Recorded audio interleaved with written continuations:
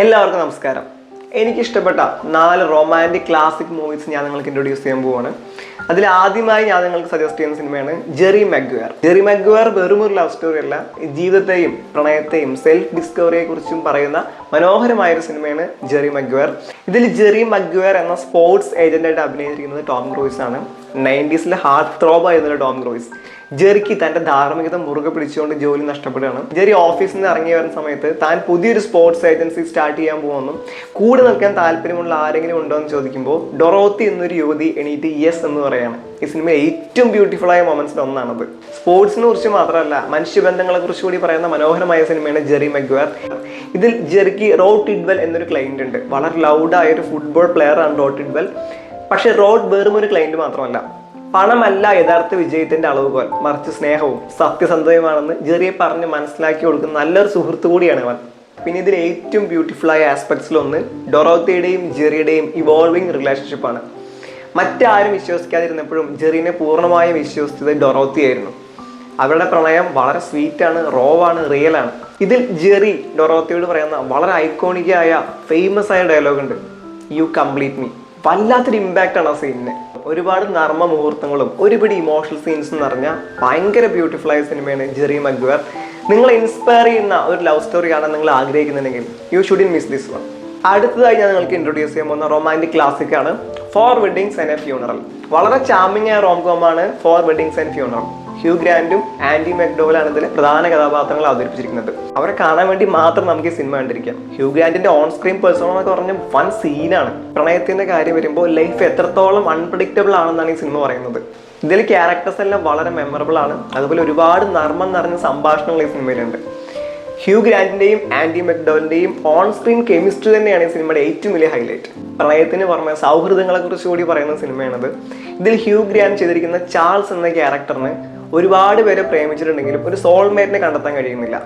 ഇതിൽ സപ്പോർട്ടിങ് ക്യാരക്ടേഴ്സിന് പോലും ഭയങ്കരമായ ഡെപ്ത് ഉണ്ട്, ഭയങ്കര മെമ്മറബിൾ ആണ്. ഇതിൽ ഓരോ വെഡ്ഡിങ് സീൻസിലും നമ്മളെ ടച്ച് ചെയ്യുന്ന നമുക്ക് മറക്കാനാവാത്ത ഒരുപാട് മൊമെന്റ്സ് ഉണ്ട്. അതുപോലെ സിനിമയിൽ അവസാനം വരുന്ന ഒരു ഫ്യൂണറൽ സീൻ ഭയങ്കര ഇമോഷണൽ ആയ സീനാണ്. ജീവിതം എന്ന് പറഞ്ഞു കഴിഞ്ഞാൽ സന്തോഷം മാത്രമല്ല, വേദനയും വേർപാടും നിറഞ്ഞതാണെന്ന് നമ്മൾ ഓർമ്മിപ്പിക്കുന്ന സീനാണത്. Overall four weddings and funeral എത്ര കണ്ടാലും മതി വരാത്ത പെർഫെക്റ്റ് ആയ റോംകോം ആണ്. നിങ്ങൾ ഒരിക്കലും സിനിമ മിസ് ചെയ്യരുത്. മൂന്നാമതായി ഞാൻ നിങ്ങൾക്ക് ഇൻട്രൊഡ്യൂസ് ചെയ്യുന്ന സിനിമയാണ് an officer and a gentleman.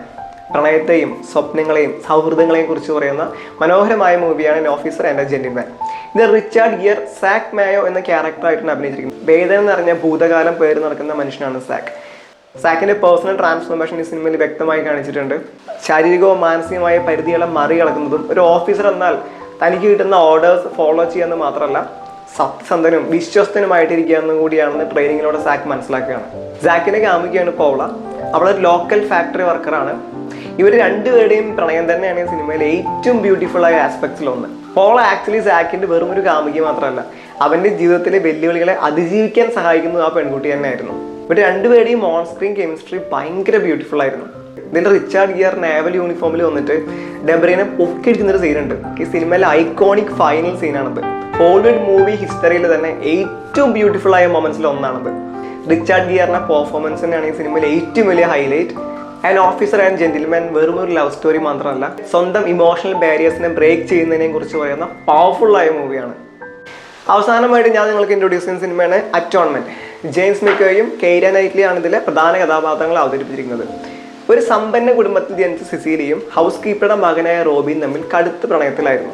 ഒരു രണ്ടുപേരും ഗാർഡൻ ഫൗണ്ടനിൽ വെച്ച് സംസാരിക്കുന്നത് സിസിലിയുടെ 13 വയസ്സുള്ള സഹോദരിയായ ബ്രയോണി അവളുടെ ബെഡ്റൂം ജനലിനരിക്കുന്നത് കാണുകയാണ്. അവൾ ഈ സിറ്റുവേഷൻ കംപ്ലീറ്റ്ലി തെറ്റായിട്ട് വ്യാഖ്യാനിക്കുകയാണ്. റോബിയും സിസിലിയും ജീവിതത്തിൽ സെപ്പറേറ്റഡ് ആവാൻ ഇതൊരു കാരണമാണ്. ഒരു നുണ എങ്ങനെയാണ് പലരുടെയും ജീവിതം തകർക്കുന്നു എന്നാണ് ഈ സിനിമ പറയുന്നത്. ബ്രയോണിയുടെ ലൈഫിലെ 3 കാലഘട്ടങ്ങളിലൂടെയാണ് സിനിമ മുന്നോട്ട് പോകുന്നത്. ഇതിൽ മെയിൻ ക്യാരക്ടേഴ്സിനെ അവതരിപ്പിച്ച ജെയിംസ് മെക്കോയും അതുപോലെ കെയ്ര നൈറ്റ്ലിയും അസാധ്യ പ്രകടനമാണ് ഈ സിനിമയിൽ കാഴ്ചവെച്ചിരിക്കുന്നത്. പിന്നെ സിനിമയിലെ വിഷ്വൽസ് ഒരു രക്ഷയില്ല. ഓരോ ഫ്രെയിമും എന്ത് ഭംഗിയാണ് കാണാൻ. ഈ സിനിമയെ കുറിച്ച് വർണ്ണിക്കാൻ തുടങ്ങിയാൽ സത്യം പറഞ്ഞാൽ എപ്പോഴും തീരില്ല. കാരണം ഈ സിനിമ ഡിറക്ഷൻ ആണെങ്കിലും സ്ക്രീൻ പ്ലേ ആണെങ്കിലും BGM ആണെങ്കിലും ഫ്ലോലെസ് ആണ്. അറ്റോൺമെന്റ് ഒരു ടൈംലെസ് ക്ലാസിക് ആണ്. നിങ്ങൾ ഒരിക്കലും സിനിമ മിസ്സാക്കരുത്. എന്തായാലും എനിക്ക് ഇഷ്ടപ്പെട്ട 4 റൊമാൻറ്റിക് ക്ലാസിക് മൂവീസ് ഞാൻ നിങ്ങൾ സജസ്റ്റ് ചെയ്ത് കഴിഞ്ഞു. കാണാൻ താല്പര്യമുള്ളവർ സിനിമ കാണുക, നിങ്ങളുടെ അഭിപ്രായം കമന്റ് ചെയ്യുക. എന്തായാലും ഈ വീഡിയോയുടെ അവസാനിക്കുകയാണ്. അടുത്ത വീഡിയോയിൽ നമുക്ക് വീണ്ടും കാണാം. Bye bye.